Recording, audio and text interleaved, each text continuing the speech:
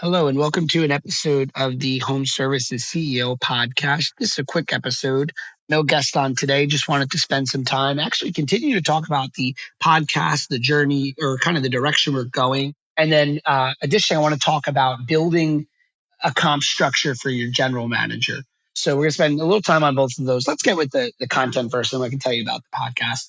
So my skill set is if it's anything, it's building compensation plans and running businesses without being in the day to day.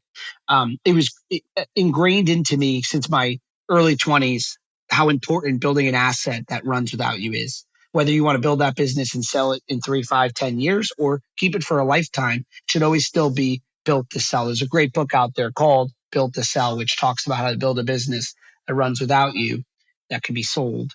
And it's built to sell from day one. Whether you keep that business for 100 years, it still should always be built with the intentions that someday there will be a buyer or there will be someone taking it over, and it should be its own entity. A business should live on its own and think on its own and run without you. And so one of the biggest lessons that I have learned in running businesses is not only do I need to delegate work, I need to be able to delegate decisions. I need critical thinkers that can come in, get the work done. As Gino Wickman says, they need to get it. They need to have the capacity to do it. They need to, forgetting the quote now, but they need to have the ability to really get it done. And when there's, roadblocks or challenges, they need to critically think. And so for me, Paul Graham says at Y Combinator, if your first 10 people in a startup aren't animals, then you're making a mistake. Every person you hire in your new business has to have grit. They have to be a doer, an executor, and a hustler really. But most importantly, they have to be able to critically think. I can't take order takers. I need to hire people that can think on their own, challenge me, and push the bar further along or the baton further along. And so it's the same thing in home services. So the first thing that I highly recommend to you if you're a home service business, new owner is how important your general manager is.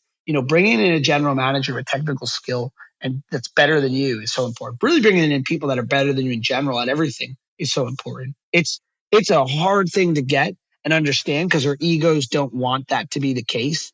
But you need to bring in people that are better than you. For me, everyone's better at everything. So it's pretty simple. My bar is so low that, it's not so hard to be smarter than me. And so I just find really great people. I'm saying that in jest, but it is true. Like I surround myself around people that are smarter and better at what they do. And I try to stay out of that because they're better at it, right? I've got someone in my company better at ops, someone better at marketing, someone better at sales, someone better at finance.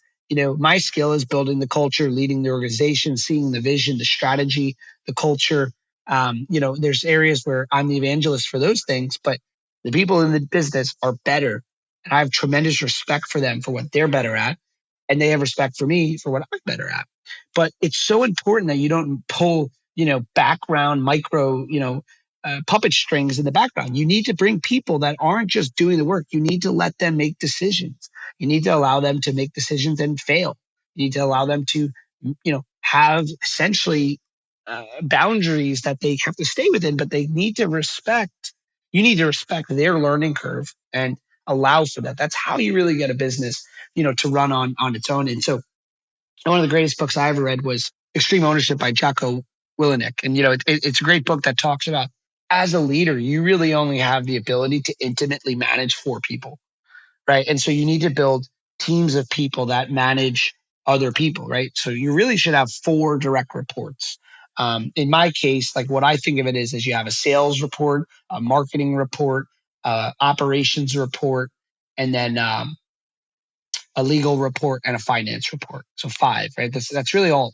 And one of those shouldn't even be that much. Like the finance one you talk to less, at least at my size, or the legal one you talk to less, or, depends on the area that, your core competency is in, right? But you really have operations, marketing, sales, and finance and legal. Those are the buckets of a business to think about. And within them, there are sub buckets. And so, building a company that runs without you really centers around you need to have a general manager that is in the business, skin in the game, man, skin in the game in the business. So not only should they have equity that allows them to participate in the success or unsuccess of the business, but they should also have some type of skin in the game.